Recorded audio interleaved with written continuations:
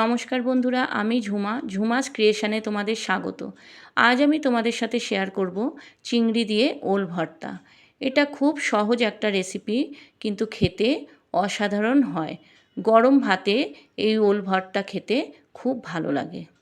প্রথমে আমরা ওলটার খোসা ছাড়িয়ে পাতলা পাতলা করে কেটে ভালো করে ধুয়ে প্রেসার কুকারে দিয়ে দিলাম। এরপর পরিমাণ মতো জল দিয়ে হাফ চামচ নুন দিয়ে প্রেসার কুকারের ঢাকনাটা বন্ধ করে 3-4টে সিটি মেরে নিলাম। তারপর ঠান্ডা হলে ওলগুলোকে আমি একটা বোলের মধ্যে নিয়ে ভালো করে মেখে নেব। খুব ছোট্ট একটা ভিডিও বন্ধুরা, আমার অনুরোধ তোমরা কেউ স্কিপ করে দেখো না। দেখো ওল ভর্তাটা মাখা হয়ে গেল। এরপর গ্রেটারে আমি একটা বড় সাইজের পেঁয়াজ, 7-8টা কাঁচা লঙ্কা, অল্প একটু আদা আর 7-8টা রসুন গ্রেট করে নিলাম। এরপর কড়াইতে সর্ষের তেল দিয়ে চিংড়ি মাছগুলো ভেজে নেব।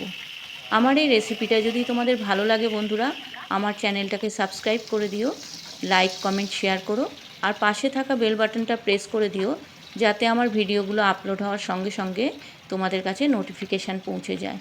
আর পুরনো বন্ধুদের আমার অসংখ্য ধন্যবাদ আমার পাশে থাকার জন্য। চিংড়ি মাছগুলো ভাজা হয়ে গেছে।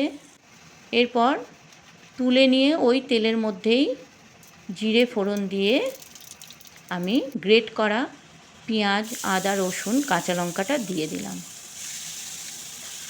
ভালো করে নাড়াচাড়া করে একটু লাল লাল হলে আমি এর মধ্যে গুঁড়ো মশলাগুলো দিয়ে দেবো।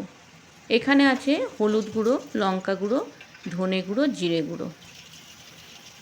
ভালো করে নাড়াচাড়া করে আমি ওল মাখাটা এর মধ্যে দিয়ে দিলাম। দিয়ে ভালো করে মশলার সঙ্গে মেশাবো। মিশিয়ে এবার এর মধ্যে আমি নুন আর চিনি দেব।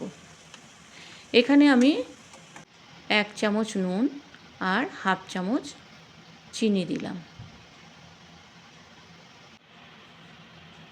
দিয়ে আবার একটু নাড়াচাড়া করব। আর যে চিংড়ি মাছগুলো ভাজা ছিল সেগুলো আমি হাত দিয়ে ভালো করে টুকরো টুকরো করে নেব, যাতে পুরো ওলটার মধ্যে এটা মিশে যায় আর খেতেও ভালো লাগে। চিংড়ি মাছটা দিয়ে ভালো করে নাড়াচাড়া করলাম। দেখো কড়ার গা থেকে কিন্তু উঠে যাচ্ছে। আমার ওল ভর্তার রেসিপি কমপ্লিট। এবার আমি একটা বোলের মধ্যে এটাকে ঢেলে রাখলাম। দেখো কত সুন্দর হয়েছে, খেতে কিন্তু অসাধারণ হয়েছে বন্ধুরা।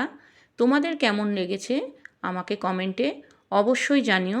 আর কে কোথা থেকে ভিডিওটা দেখছো তোমরা কিন্তু কমেন্টে জানিও। তোমরা ভালো থেকো, সুস্থ থেকো, আমার পাশে থেকো। ধন্যবাদ।